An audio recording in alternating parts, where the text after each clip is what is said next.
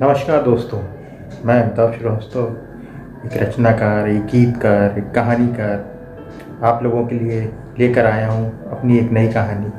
उम्मीद है आप सबको ज़रूर पसंद आएगी। बहुत पुरानी बात है। एक छोटे से गांव में एक गरीब दूध वाला रहा करता था। शामू अपनी गाय गौरी और अपने परिवार के साथ हंसी खुशी जीवन व्यतीत कर रहा था। शामू अपनी गौरी का बहुत ख्याल रखता था। उसे नहलाता धुलाता, उसका चारा लगाता और उससे दूध लेकर शहर में बेचने के लिए चला जाता। समय बीतता गया और धीरे धीरे गौरी बूढ़ी होने लगी। अब वह कुछ पहले से बीमार भी हो गई थी, जिस कारण वह उतना दूध नहीं दे पाती थी जिससे रामू का भरण पोषण अच्छे से हो सके। कुछ दिनों बाद गौरी और बीमार हो गई। अब उसने दूध देना भी बंद कर दिया। इससे रामू बहुत चिंता मुक्त रहने लगा। धीरे धीरे उसकी तबीयत भी खराब होने लगी। रामू अक्सर दोपहर के समय गांव की चौपाल में गुमसुम और उदास बैठा रहता था। वहां से गुजरने वाले राहगीर जब रामू से इसका कारण पूछते तब वह अपना पूरा हाल उन्हें सुना देता। एक बार रामू को यह खबर लगी कि पास के गांव में एक महात्मा जी आके ठहरे हुए हैं। वह महात्मा जी बहुत ज्ञानी हैं। लोग उनके पास दूर दूर से अपनी समस्याओं का हल जानने और उसके निवारण के लिए जाते हैं।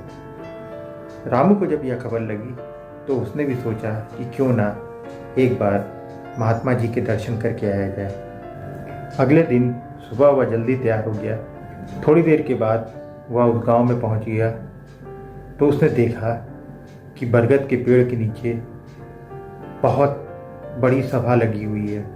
सारे गांव वाले वहां पंगत में बैठे हुए हैं। रामू भी उस भीड़ में से रास्ता बनाता हुआ आगे पहुंचा और महात्मा जी के चरण छूकर वहीं बैठ गया। एक एक करके सभी लोग अपनी परेशानी बताते जा रहे हैं। महात्मा जी सभी की परेशानियों को सुनने के बाद उनसे एक स्वर में बोले कि चलिए, आप सब ने अपनी परेशानियां मेरे साथ चर्चा की, लेकिन उस विषय पर चर्चा करने से पहले मैं आप लोग को एक चुटकुला सुनाना चाहता हूँ। इतना कहकर महात्मा जी ने उन सभी को एक अच्छा सा चुटकुला सुनाया, जिसे सुनते ही पूरी सभा ठहाकों से गूंज पड़ी। सभी लोग हंसने मुस्कुराने लगे। यह देखकर महात्मा जी को बहुत प्रसन्नता हुई। थोड़ी देर के बाद महात्मा जी ने फिर से उन लोग को संबोधित करते हुए कहा कि चलिए, मैं आप लोग को फिर एक चुटकुला सुनाता हूँ। इतना कहकर महात्मा जी ने वही पुराना वाला चुटकुला फिर से सुनाया। इस बार उस चुटकुले को सुनकर कम लोगों को हंसी आई। ऐसा होता देखकर महात्मा जी उनसे बोले, अरे ये क्या बात है भाई, मैंने आप लोग को चुटकुला सुनाया और आप लोग हंस नहीं रहे हैं, ऐसा कैसे हो सकता है। चलिए, मैं एक और चुटकुला आप लोग को सुनाता हूँ। इतना कहकर महात्मा जी ने एक बार फिर वही चुटकुला सभा को सुनाया। इस बार उनका चुटकुला सभा को बिल्कुल भी पसंद नहीं आया। लोग क्रोधित होने लगे और मुखिया जी अपनी जगह से खड़े होते हुए महात्मा जी से बोले, अरे ये क्या है महात्मा जी, आप बार बार वही एक चुटकुला सुनाए जा रहे हैं। आप क्या हम सबको पागल समझते हैं जो बार बार एक ही बात को दोहराए चले जा रहे हैं। सभा को नाराज होता हुआ देख के महात्मा जी ने सभी को शांत कराया और फिर से बैठने के लिए कहा। अब महात्मा जी मन मन मुस्कुराते हुए बोले, मैं माफ़ी चाहता हूँ कि मैंने आप लोगों को और क्रोधित किया। जब मैंने आप लोगों को पहली बार चुटकुला सुनाया तो आप लोग को बहुत हंसी आई, लेकिन जब दूसरी बार सुनाया तो बहुत कम हंसी आई, और जब तीसरी बार सुनाया तो हंसी आने की बजाय आप लोग को क्रोध आने लगा।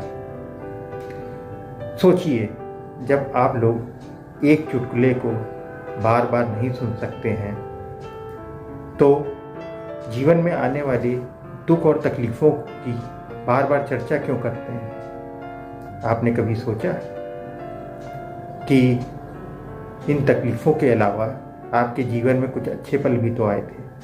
आपने कभी उनको दोबारा याद करने की कोशिश की?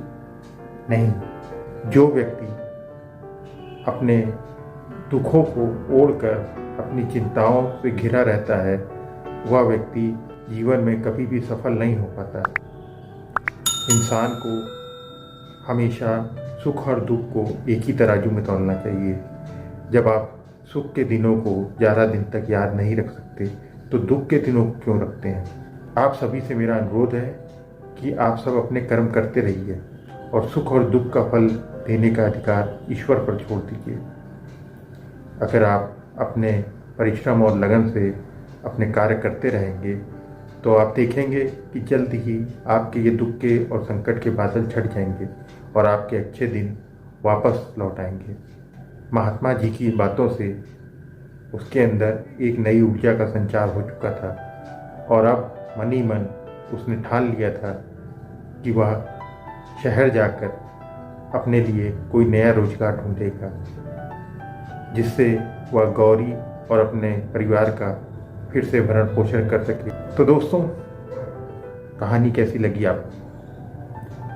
मुझे अपनी राय देना ना भूलिएगा, क्योंकि आपकी राय ही तो मेरे लिए प्रेरणा है।